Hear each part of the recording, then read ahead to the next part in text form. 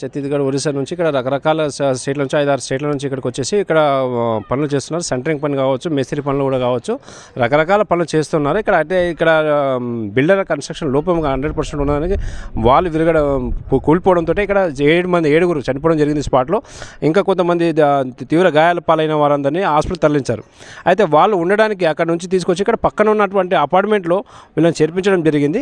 వీళ్ళకు ప్రస్తుతం అయితే నివాసానికి ఇప్పుడు ఉండడానికి అయితే కొంచెం ప్లేస్గా అయితే ఇవ్వడం జరిగింది. కానీ కాకపోతే చూసినట్లయితే ఇక్కడ చాలామందికి 7 ప్రాణ నష్టం జరిగింది. మరి దీనికి మాత్రం స్పష్టంగా కనిపిస్తుంది మనకు. గోడ కూలిపోవడం వల్ల 7 చనిపోవడం జరిగింది. మిగతా వారిని హాస్పిటల్ తరలించారు.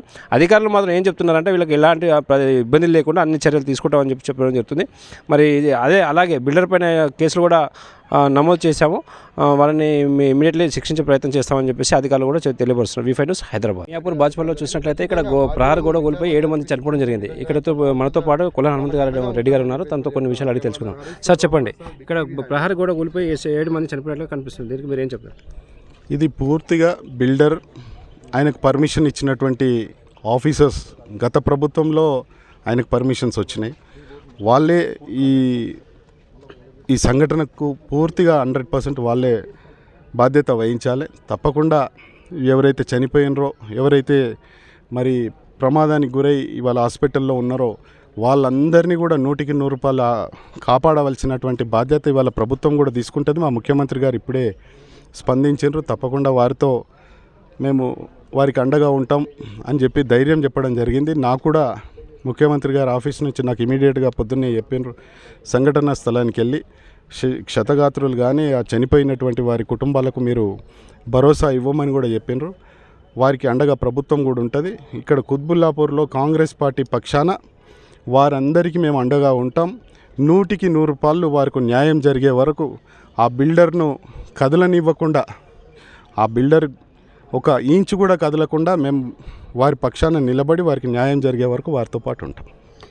ఇప్పుడు చూసినట్లయితే ఇప్పుడు ఇక్కడ 7 మంది చనిపోవడం జరిగింది. ఇది ఇలాంటి ఇప్పుడు ఏదైతే చట్టం ఉందో, ఇప్పుడు GHMC మున్సిపల్ అధికారులు కావచ్చు, వీళ్ళు టౌన్ ప్లానింగ్ అధికారులు కావచ్చు, ఇలాంటి ఇక ముందు కూడా జరిగినాయి. ఇక మీదట జరగకుండా మీరు ఎలాంటి చర్యలు తీసుకోబోతున్నారు? వాళ్ళకి ఎలాంటి మీరు బుద్ధి చెప్పబోతున్నారు? తప్పకుండా ముఖ్యమంత్రి గారి దృష్టికి తీసుకుపోయి, సార్ ఇవే కావు, ఇంకా చాలా ఇట్లాంటి నాణ్యత లేనటువంటి వర్క్స్ నడుస్తూ ఉన్నాయి. గతంలో ఉన్నటువంటి ప్రభుత్వం, మరి మున్సిపల్ అడ్మినిస్ట్రేషన్ మినిస్టర్గా ఉన్నటువంటి KTR ఆయన అనుచరులు చేస్తున్నటువంటి దురాఘాతాల్లో ఒకటి ఇది. ఇలాంటి ఇంకెన్నో ఉన్నాయి సార్. అవన్నీ కూడా పర్మిషన్స్ బ్యాక్ తెప్పించుకొని, వాపస్ తెప్పించుకొని, అవన్నీ వర్క్స్ కూడా ఆపేసి ఇట్లాంటి వర్క్స్ ఏమైనా అక్కడ ఉన్న ప్రజలకు కానీ, ఆ పక్కన ఉన్నటువంటి నివాసం ఉంటున్నటువంటి కాలనీస్కి కానీ, అందులో పనిచేస్తున్నటువంటి లేబర్కి కానీ పొంచి ఉంది. వీటన్నిటిని కూడా ఒకసారి మళ్ళీ తెప్పించుకొని రివ్యూ చేసి అన్నీ 100% ఓకే అనుకుంటేనే వాళ్ళని కన్స్ట్రక్షన్కి పోయే విధంగా మీరు అలౌ చేయాలని చెప్పి కూడా మేము ముఖ్యమంత్రి గారికి చెప్తాం. తప్పకుండా ప్రభుత్వం వీళ్ళన్నిటి మీద కూడా చర్యలు తీసుకోవాలి. ఇలాంటిది పునరావృతం కావద్దు అనే విధంగా ఆ రకంగా మేము పనిచేస్తాం. ఇప్పుడు ఏదైతే ఈ కన్స్ట్రక్షన్ జరిగిందో దీంట్లో గవర్నమెంట్ ప్రాపర్టీ కూడా కలిసి ఉందని అంటున్నారు. అది ఎంతవరకు నిజం అనుకోవచ్చు? మన వాళ్ళు ఇప్పుడే చెప్తా ఉన్నారు, గవర్నమెంట్ ల్యాండ్ ఉంది, దీంట్లో గవర్నమెంట్ ల్యాండ్ ఉందని చెప్పి అప్పుడు కూడా మేము చాలా సందర్భాల్లో మెమోలు ఇచ్చినాం, అప్లికేషన్స్ ఇచ్చినాం. మరి వారి దృష్టికి తీసుకుపోయినాం. ఆ రోజు ఉన్నటువంటి కలెక్టర్ కానీ, ఆ రోజు ఉన్నటువంటి మున్సిపల్ అడ్మినిస్ట్రేషన్ మినిస్టర్కు కూడా ఇక్కడ ఇవాళ కాంగ్రెస్లో ఉన్నారు, ఆ రోజు TRSలో ఉన్నటువంటి నాయకులే చెప్తా ఉన్నారు. మేము ఆ రోజు TRSలోనే ఉన్నాం. మేము ముఖ్యమంత్రి ఆ రోజు ఉన్నటువంటి KTRకు కూడా మేము పోయి చెప్పినాం, అన్న దీంట్లో గవర్నమెంట్ ల్యాండ్ ఉంది, మీరు ఇది పర్మిషన్ ఆపియండి, వర్క్స్ ఆపియండి అని చెప్పినప్పుడు, మీకు ఎందుకు లేవా, నేను చూసుకుంటా పో, మీకు ఆ పెద్ద పనులు మీకేందుకు, ఏదైనా మీ స్థాయికి తగ్గట్టు పనులు ఉంటే చెప్పండి పో అని చెప్పి వీళ్ళని కసురుకొని ఎలగొట్టిండి అనేది కూడా వాళ్ళు చెప్తా ఉన్నారు. ఇట్లాంటి దుర్మార్గమైనటువంటి సంఘటనలు, వాళ్ళు డబ్బులు దోచుకోవడమే కాదు, కబ్జాలు చేయడమే కాదు, ఇవాళ ఇంతమంది చనిపోవడానికి కూడా కారణం ఈ TRS నాయకులు, ముఖ్యంగా KTR అని కూడా మేము ఈ సందర్భంగా తెలియజేస్తాం. ఇప్పుడు మీ ప్రభుత్వం ఉంది కాబట్టి వీటిపైన ఎలాంటి చర్యలు తీసుకోబోతున్నారు అనుకోవచ్చు?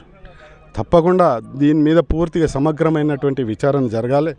దీనికి ఎవరు పర్మిషన్ ఇచ్చినరు, పర్మిషన్ ఇచ్చినాక దీని పర్మిషన్కు తగ్గట్టు కన్స్ట్రక్షన్ అవుతుందా లేదా, పర్యవేక్ష చేయవలసినటువంటి అధికారులు చేసినరా లేదా, దీనికి పర్మిషన్ ఇవ్వడానికి దీనికి వెనకాల ఎవరు, ఏ రకంగా వీళ్ళకి పర్మిషన్ తెచ్చుకున్నారు, అవన్నీ కూడా విచారణ జరిపించి దీనికి బాధ్యులైనటువంటి ఆఫీసర్స్ కానీ, బిల్డర్లు కానీ, ఇంకెవడైనా కానీ, దాని వెనుక పెద్ద రాజకీయ నాయకులు ఉన్నా కూడా, ఒకరు ఆల్రెడీ వాళ్ళ కుటుంబంలో జైలుకు పోయినరు, ఇంకొక ఆయన కూడా జైలుకు పోయే పరిస్థితి వస్తుంది అనేది కూడా ఈ సందర్భంగా మీకు అందరికీ కూడా కాంగ్రెస్ పార్టీ పక్షాన మీకు భరోసా ఇస్తాం. ఉన్న దాని వెనకాల ఎవరున్నా సరే వాళ్ళని వదిలిపెట్టే ప్రసక్తి లేదు.